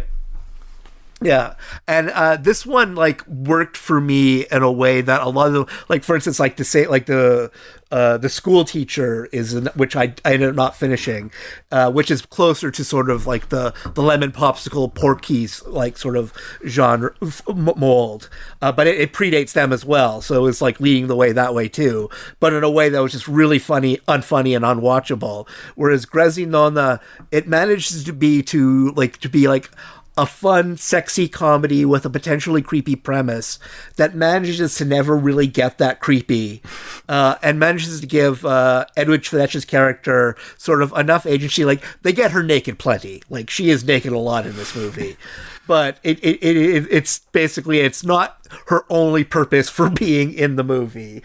But yeah, it just really plays like as just this sort of sexy farce that doesn't really, hit those sort of creep levels that the films that were basically copying it in the early 80s like never really managed to do. Like, those films, like, just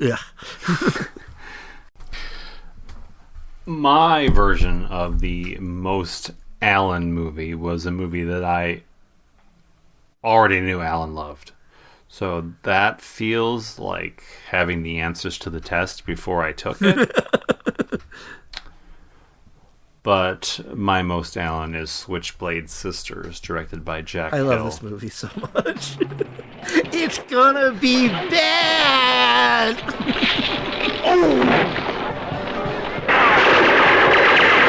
Their parents didn't want them.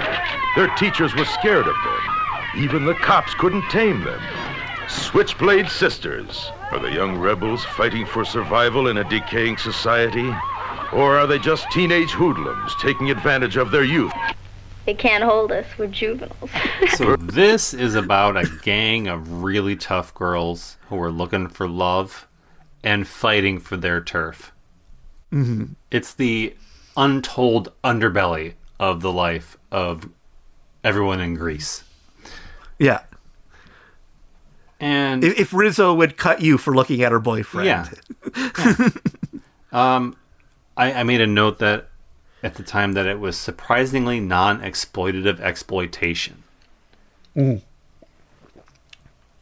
And because it actually cares about the characters. Yes.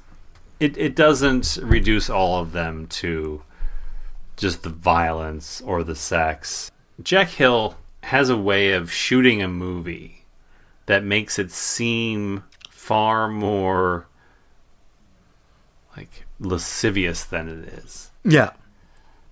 And I don't know if that's a particular skill like you can put on a resume and go, this is what I'm really good at, because part of me feels like he just turns the camera on and that's just, it's more matter of fact. That's what happens. Yeah. And I'm thinking about Spider Baby, which is a lot of crazy shit shot in a way that's like, yeah, that makes sense. Yeah. And in a way it's sort of unnerving because you have expectations and they're not met. Again, we're talking about these internal conflict movies. This is the really good part of the internal conflict movie that it can be something and it's not. A delinquent female gang empowerment movie. Yeah. And going back to Jack Hill's, a new kid at class movie, and yeah, it's like that's Jack Hill's specialty, is making a movie that can't exactly be quantified by any sort of traditional cinematic grading sheet. Because if I had a checklist for things I wanted and like what I wanted out of this movie, I don't think I'm checking many boxes like things of expectations, because you can also see how this was directly influenced by like the Japanese pinky violence genre. Yeah. Like the tone is there, but none of the lurid sexuality is there. It teases it. It gives you tastes. That's interesting in ways that you know that he's pulling from something that's far more exploitative than what he is doing. And the more Jack Hill I watch, the more I've got to say I'll put the top of his filmography up against anyone's. Just do it. Just lay it out there. Yeah. Like, I mean, for this and Coffee alone, I mean, well, it Coffee and Spider Baby and yeah. Like there's 5 or 6 movies at the top of this that are just peak exploitation genre without being gross or. I even like Sorceress. It knows what it needs to be. Yeah. Right there. But yeah, Switchblade Sisters was funny, intentionally and unintentionally, and maybe since we're talking about Jack Hill, it may have been unintentionally intentional. Like you can't quite know, because there's a B-level type of filmmaking mode that he's operating in that seems like sometimes that it's inept, but I'm not sure it is.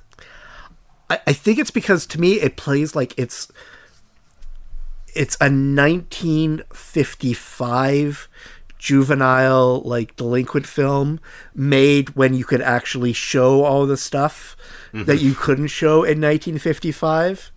And I think that's what but it still has that sort of that sense of melodrama that you only get from the mid 50s. Like it's played up in a way, like the drag racing movies of the 50s. Yeah, or even stuff like Sorority Girl, like Roger Corman's movie, like that sort of like. And I was going to say this is brought up in one of our episodes because it was relevant to that movie. But my favorite piece of like random trivia about this movie is that the first naked woman you see in this movie is a girl who flashes another student in the bathroom while her boyfriend, who is one of the dads from That 70s Show, and he basically like, hey, do you like what you see? Like, she's yours for $10. The woman who does the flashing in that movie is the co-director of the Chipmunk Adventure. That is amazing, that way that we bring that all the way back around to the Chipmunk Adventure, which was another episode. But I love when that happens in Hollywood. Is when you're watching something that's sort of very exploity, and then you just sort of look at their IMDb page and just go, "What?" It's a very simple movie, so there's not a lot to talk about. But some of the specific ways that the actresses deliver their lines resonate in a way that just stay there. Like you'll never unhear that particular delivery. And it's not that the dialogue itself was inherently interesting, but it's the way that it was delivered. And that happens a number of times throughout this movie, where it's just off enough that it's like sticks. But I thoroughly enjoyed Switchblade Sisters, and it's a movie that I've had on my shelf for a long time. I got it when the Blu-ray first came out, and again, this is why we do these episodes, because we have these movies, and the commentary on that one I recommend. It's really good. If anybody else has a Blu-ray, have to get on that to check it out.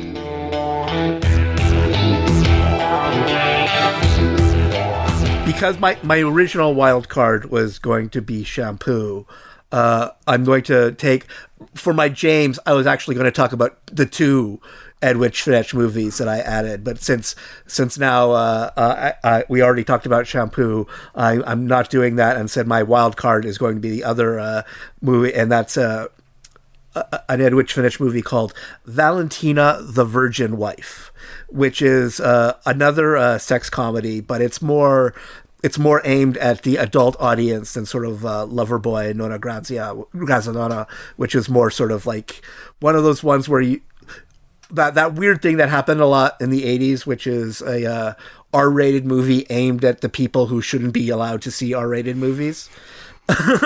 Whereas Valentina is I wouldn't call it sophisticated because it's very much not, but it is trying to be a lot more progressive with its sort of satire and sort of what it's saying about men and women's relationship, because the central conceit of the movie is that Edwidge's character Valentina has just gotten married. I think his name is Giovanni, and she's still a virgin as they're coming home from their honeymoon because he is not able to get an erection when he's with her. And so as the movie goes on, it's about the concerns of him and his family because everybody knows about it. And his inability to have sex with his wife, who is, again, Edwidge Fenech. So there's that extra added element of humiliation because, if you can't, if you're a heterosexual man and she's not doing it for you, then it's definitely physical. That's it. That's all you know. That's all the human race had to offer, and if that's not working... It does a lot of stuff that Italian movies from this era shouldn't have in terms of how the male characters behave. But if you can get past that, it does end up sort of just being a fun comedy where the twist ends up being that Giovanni was such a mama's boy that he's really only able to become aroused by sort of a more matronly figure. And in this case, it turns out that's Edwidge's mom, who's played by Carol Baker, who I think was only 11 years older than Edwidge Fenech was when this movie was made. But they do, they too try to dowdy her down a bit so she doesn't come off as Carol Baker would in thing, and so he ends up hooking up with the mom, and they don't end the marriage, but they sort of like move from, they originally are living with his dad or living with his uncle, and they decide to move in with his mom with the idea that now Edwidge's mom and him are going to be the couple. And Edwidge is probably going to now be satisfied by her Giovanni's uncle. So it's sort of like family swapping together and having sex. And but they end up landing it in a way where it's more like you guys, rather than oh God, really? Like. Well, that was the trick that most of the Italian sex comedies I've seen managed to pull off, is that there's a fundamentally problematic element around which the entire narrative hinges. And if they can just massage it a little bit more and end up on this particular, like you said, oh, look at how funny all this is, really. I mean, they're all inherently problematic. Yeah. It's just whether we laugh at it or not. If we don't, then it's actually problematic. And if we do, well, it's a farce. Yeah, and so that's what I would say. Like, having watched as much Edwidge Fenech from 1975 as you actually can, I would say that's a badge right there. I would say if you had to pick one, I would pick Grazinona as sort of the one that I found the most charming and the easiest to watch. Strip Nude for Your Killer is really entertaining as much as I hated it. Like I never wanted to turn it off. Strip Nude for Your Killer. If you want to watch a giallo, that's not it. Yeah. But at the same time, I kind of liked it. I don't know. Yeah. We're going to twist this right around, and I watched for my wild card. Well, I didn't watch it for my wild card. I watched it, and it slotted in nicely for my wild card. was Farewell, My Lovely, based on the Raymond Chandler novel. Mitchum, the last of the tough guys, meets Rampling, the hottest of the new broads, in Raymond Chandler's sizzling murder classic, Farewell, My Lovely. Why don't you come over here and sit beside me? You know, I've been thinking about that for some time. Ever since you first crossed your legs, to be exact. These damn things are always up around your neck. Your name's Phil, isn't it? Philip, what's yours? Helen kissed me. Philip Marlowe, the most famous private eye of them all, is up to his eyeballs in murder. And he's everybody's favorite target. Is that as Michael Winner, was he the director of that one? Dick Richards, pretty close. Dick Richards, okay. Dick Richards might be best known as the guy whose name is attached to the Burt Reynolds Heat. Otherwise, he's mostly irrelevant. I did find interesting that Robert Mitchum had very good things to say about Dick Richards and called him, like, I don't remember it now. I think like a relevant note at the time, but he was basically calling him, that young whippersnapper really knows what's going on, sort of like. I just imagine Mitchum saying it because it's probably more interesting. Yeah. In this one, it's a standard Mitchum, a Marlowe detective story. He's hired by an ex-con to find the ex-con's girlfriend, who is a former lounge dancer. Along the way, his client is murdered, jade necklace goes missing, and he beds Charlotte Rampling. I don't think he beds Charlotte Rampling in every novel, but in this one, it's a seductress played by Charlotte Rampling, who was only 29 years Mitchum's junior at the time, and I would have thought it was much larger difference. Yeah. What's kind of interesting about this movie is that it does almost feel like a movie of the week quality, like cinematography, staging, like. But for that era, that's not necessarily a bad thing. No, and that's why what I was getting to is that I didn't feel like it detracted from the story at all. Richards is by no means capable of producing a stylized movie. Yeah. What we get is a very traditional retelling of the novel that harkens back to original 1940s film noir. If it were filmed in black and white and given a little extra grain, I would have, you could be convinced that it was, and especially considering that we had last seen Marlowe in The Long Goodbye with Robert Altman. Yeah. And that's an entirely different version. Now, this was a definite choice to go back to 1940s Los Angeles. But it was almost a happy accident because Richards wanted to film it in Florida. His budget was cut, so he filmed it on sets in LA, which made it feel more like the original material. I like going back to my notes because I really watched this in the first week of January in 2025. Yeah. And my note for this one was that Richard uses no special sauce in bringing this to the screen. What you have are Robert Mitchum and Charlotte Rampling. And you don't need any other sauce. Yeah. Yeah. That's it. And it does sort of convey the disillusionment that was consistent with the noir of the times and the mid-1970s. Producer Elliot Kastner also produced The Long Goodbye. He had a thing for detective novels. But this one's definitely more straightforward, old school.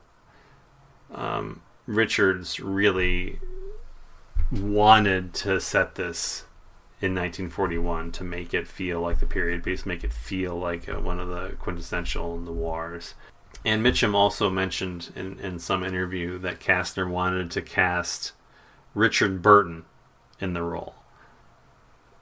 And I can't tell you how bad that idea sounds. Yeah. Oh, that's Like, terrible. My initial response was, I'm sure you're mistaken about that fact because no one would want Richard Burton to play Philip Marlowe. But Mitchum claims it to be true. Yeah. He did smoke a lot of pot. Hey, sure. His memory may be spotty. I did check, and what Michael Winner was The Big Sleep. He did The Big Sleep. Sort of It's like not very good. Yeah, it's not very good. No, well, and that's like I've seen clips from Farewell My Lovey, and I've seen clips from The Big Sleep, and I like a lot of like mid 70s to late 70s remakes.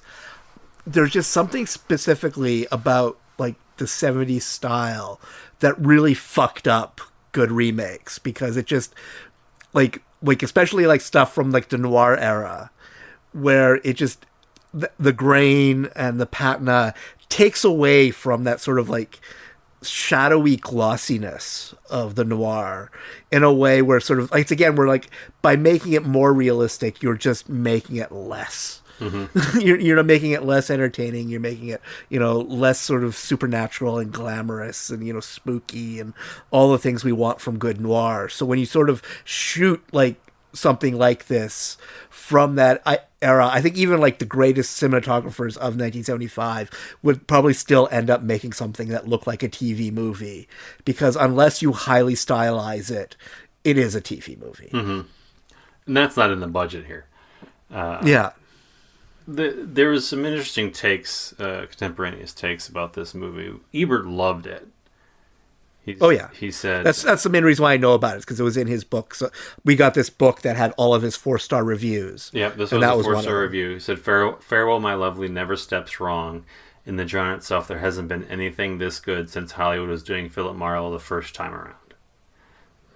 One reason is that Dick Richards, the director, takes his material and character absolutely seriously. He is not uneasy with it, as Robert Altman was when he had Elliot Gould flirt with seriousness in The Long Goodbye." Now, the first point can be true, and the second point can totally miss the point of the film. Well, I think like we have to acknowledge that there are always going to be generational differences in how like sort of these things are perceived, because Ebert would have been coming from this as someone like, as a boy, he grew up like watching like the Humphrey Bogart movies on TV, like on like late night reruns and that. So he has a very specific image of them, of what they are. So having them sort of redo it in this way is similar to us when like a comic book we liked is being like turned into a movie. Like it's sort of a different way to reappreciate a character we already know we love. But I think because we have a distance from it that Ebert didn't have, because by the time we got around, there were like 5 or 6 or 7 different Philip Marlowes, and each one was completely different. So we don't have this very specific idea of what they are. So to us, basically, Philip Marlowe is whoever the filmmaker wants them to be. Mm-hmm. And I think that's sort of why he would come up differently, where like he would see, sort of Robert Mitchum paying like the true homage, the way Humphrey Bogart, like that sort of like style of that, whereas he would see the Elliot Gould version as basically making fun of the thing that he loved from his childhood. So I think that's why to him there would be that disconnect, whereas to us it's almost like the opposite, where to us like the Gould version is the definitive like Philip Marlowe. Well, I think that's what's interesting about these two, and you can very easily compare them, is that the Mitchum version feels like an anachronism. Yeah. Because of the way it's shot, the way it looks. It feels like a 1970s movie trying to be the 40s rather than... Yeah. Like I said, it doesn't have the budget to do the 40s properly stylized. And it's not intending to recreate the 70s, even though the movie has the feel of a 70s film. It looks like a 70s film. Everything about it is like, hi, I'm made in the 70s. Whereas The Long Goodbye is reinterpreting the disillusionment of the 40s and channeling what was similar in the 70s. Different causes, different cultural inspirations. But there's a consistent thread that, it's cyclical cultural movements. And this was the post-hippie, post-60s hope, disillusionment that nothing changed, everything's still the fucking same, and we're all still miserable. And Elliot Gould is the poster child for that, if we're going to call it a vibe. Yeah. So, even though you can say, well, it's not a sincere adaptation of the Chandler character, it is, because it's reinterpreting for a new age. And I think both things can be true. It can be not what a purist wants, but also exactly perfect adaptation for the moment.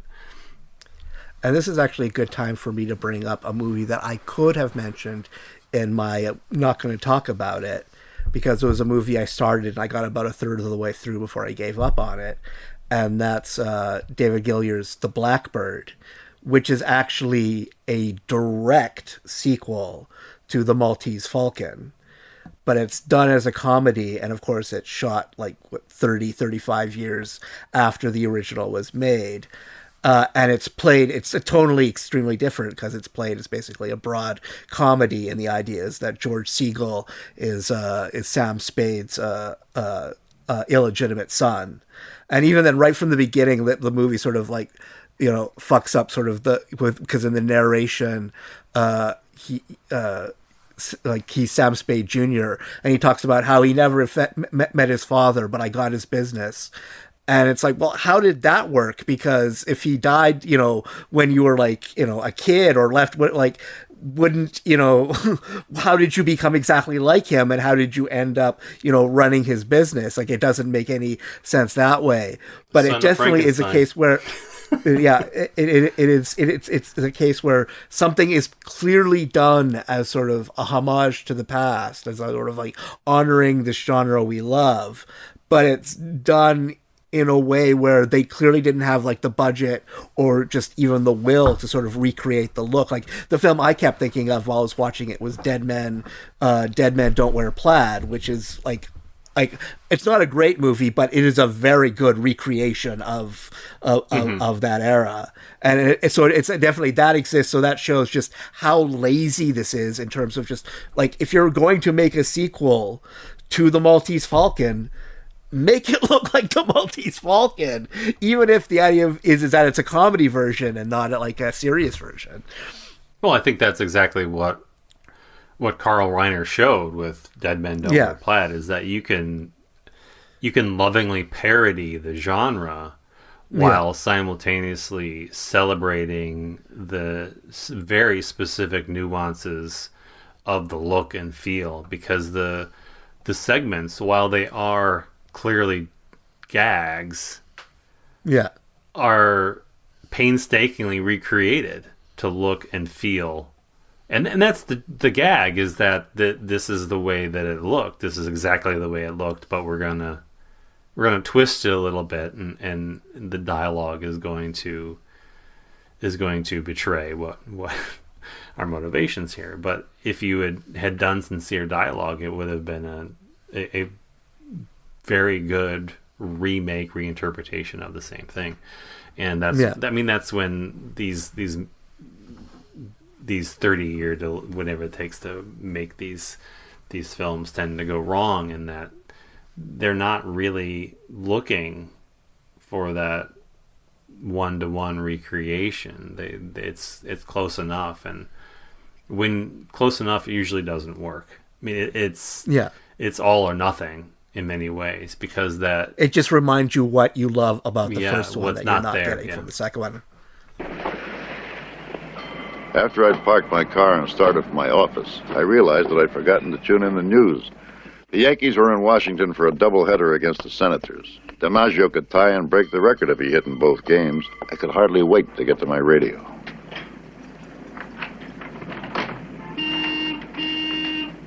Honey. Honey? I thought I recognized the smile, but I knew there wasn't nothing I could do about it. This has proven to be a very thematic episode because I can go back to something that James said again in his strip Nude for Your Killer, where he sort of suggested that I was sort of like the late night 90s Skinamax version of a giallo film. But the reason why this ended up being my Play It Again, Sam, is because it truly feels like a made-for-cable erotic thriller from the 90s.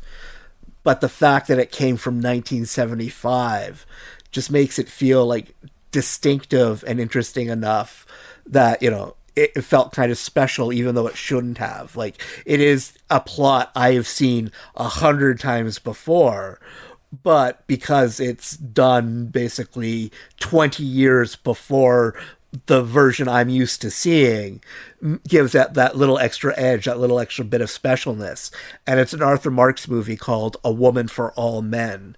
And the plot is that Judy Brown, who's from some of the Roger Corman prison movies, she marries Keenan Wynn, who he's like a rich construction magnate.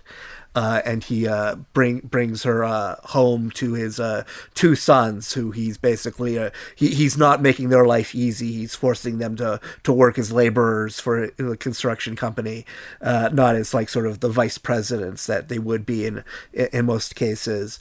And they're really upset because now it looks like, you know, if he dies, their money's going to go to her. But then, of course, she ends up falling in love with one of the sons, and they end up running away together. And then a bunch of stuff happens and leads to sort of the not so tragic ending where they both end up dead.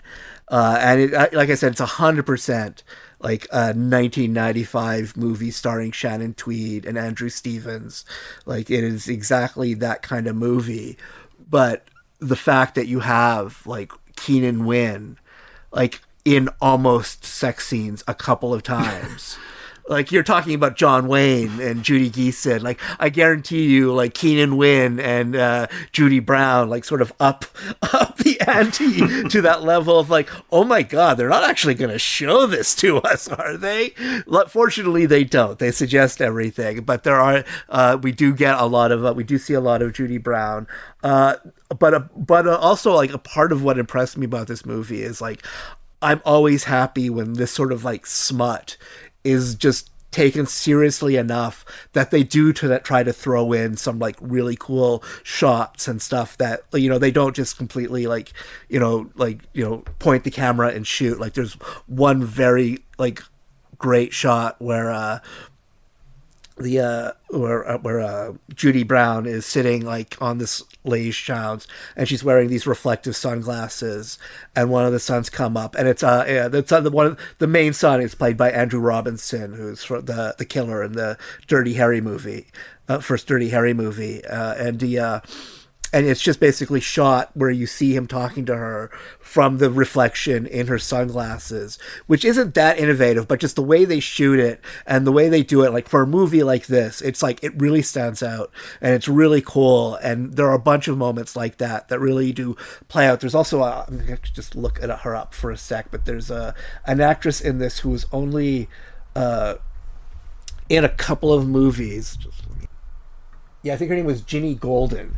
And she plays basically the Andrew Robinson's girlfriend, who's really pissed because she's really hot and she's really only dating him for like the moment when, you know, his dad dies, and she just is she's so over the top bitchy and unapologetic, like, you know, C-word, that it just at a certain point it's like, are you getting a Shamley Award? I think you may be getting a Shamley Award, because I don't know if I can see a performance that is going to top this in anything anytime soon. So it has like stuff like that in it. So it's like if you just describe it by the plot, it sounds like, you know, something that, you know, played it, you know, late at night, you know, when, you know, we were, you know, 20 years old, and that sort of thing. But watching it now, like this, just the way it works, it just, to me, it's an example of like when this stuff is just done really right. The only thing that really works against it is that they give Judy Brown, and this is the thing where like I've seen her in other movies, so I know she's a really attractive woman, but they give her this haircut that when we grew up, when we were kids, this was the haircut our moms had. This was the haircut, our aunts had. This was not a sexy lady haircut. And so seeing her in this movie with that haircut, like it's sort of like that is the one thing that really detracts from this movie. Like she should not have like an 80s soccer mom haircut. That's a weird choice. Yeah.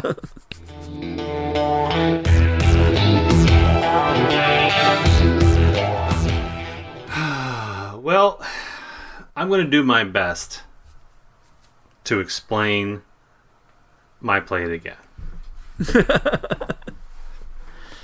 I've tackled a few in the past that I had what I thought was a hard time selling to you. I'm thinking specifically of our 1964 episode where I told you to watch people shoveling sand.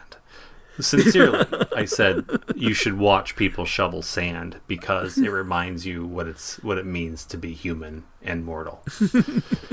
Now, this is a movie called The Broken Mirror, directed by Claude Deanna. I don't know anything else this person has done. It's also known as Trompe l'oeil. We need our French translator again. It's the photorealistic pictures, trompe l'oeil. Yeah. So, premise is Anne, who is played by Laura Deschanel. Again, French. I'm doing it wrong. And her husband is Max von Sydow. She works as a painting restorationist. She is prone to blacking out. After she becomes pregnant, she starts to have these memories of a painting that she had worked on from some time ago. No recollection about what happened to it. It has to do with a kite, the bird in a woman's mouth. This movie is filled with visual metaphor and mythological references, and I'm not even going to pretend to understand half of it. So it's her pursuit to find out what happened to the painting, if it even existed at all, because all she has are these visions. And as she's trying to figure out what happened to the painting, she starts to notice that there's a man who is observing her from across the street through the window. She senses him when she's walking around on the streets. We talked about the texture of Strip Nude for Your Killer. Mm-hmm. This film is largely contained within their house, their estate. I'm not even sure. Your sense of time and space is sort of warped in this movie, intentionally so. But the color and texture for this film is just part of the building blocks for psychological horror. The contrast of patterns and textures and styles. The set design is immaculate. The thought and care that went into creating the look of this film was remarkable. It's the stuff that fuels nightmares because it's so intricate. The actual image that she's trying to find and learn is also something that proves disturbing, and that it's this image of the bird like feasting on this woman from within. Like the bird is in the mouth and it's clearly like consuming the woman who looks dead. Have I sold you yet? Are you ready to watch the Broken Mirror? The Broken Mirror title really betrays the mysterious nature of the film. It's such a silly matter-of-fact title. I don't even think it factors much into the film, and it should be completely ignored.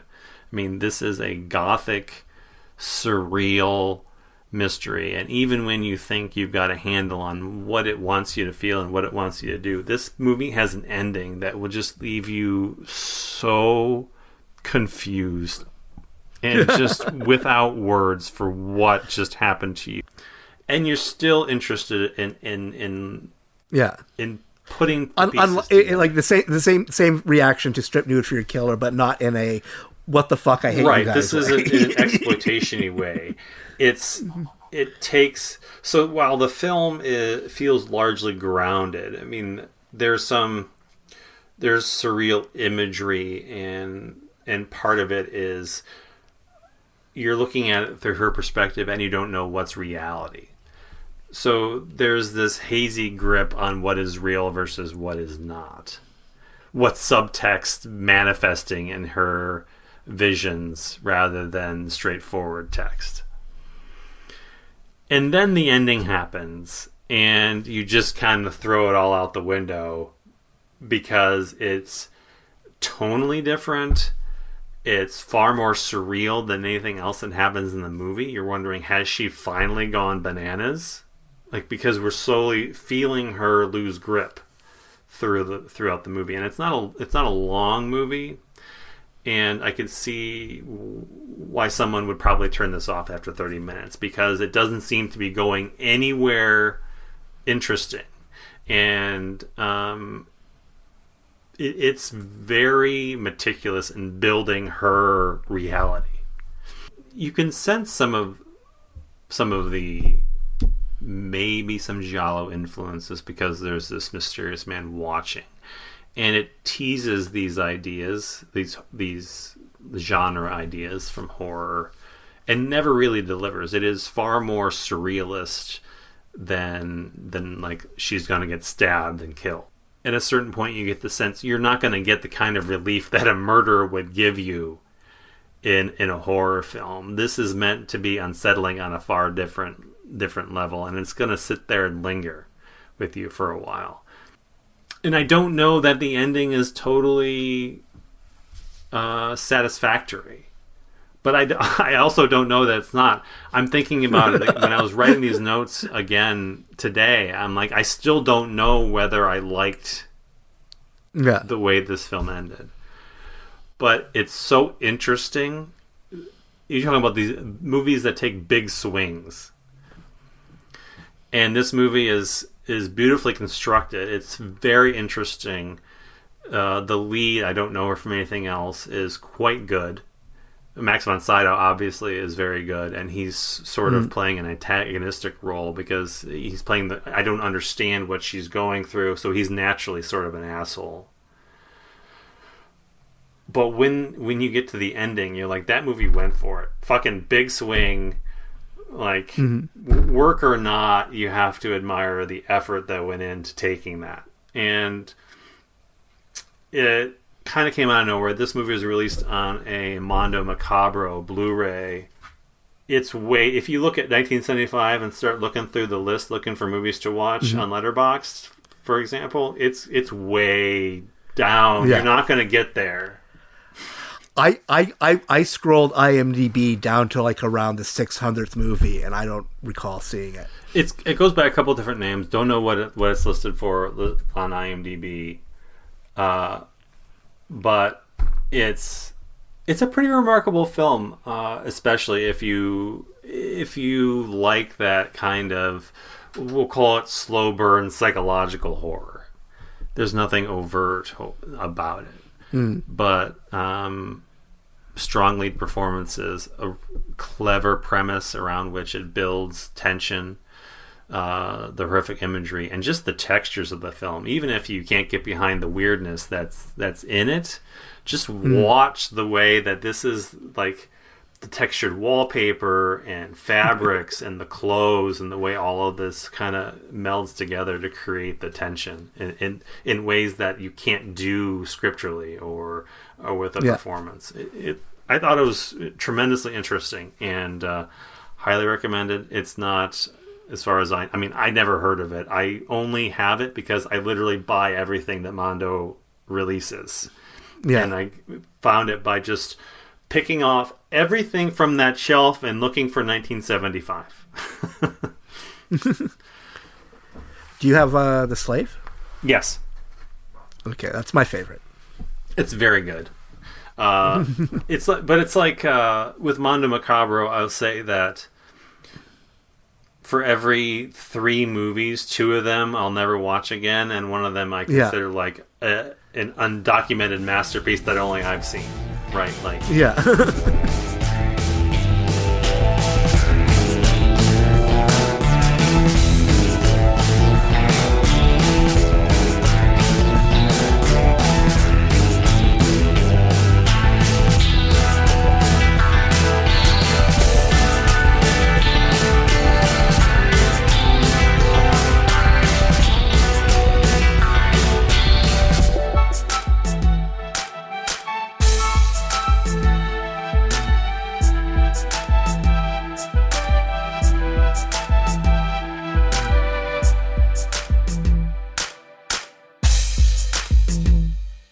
You have chosen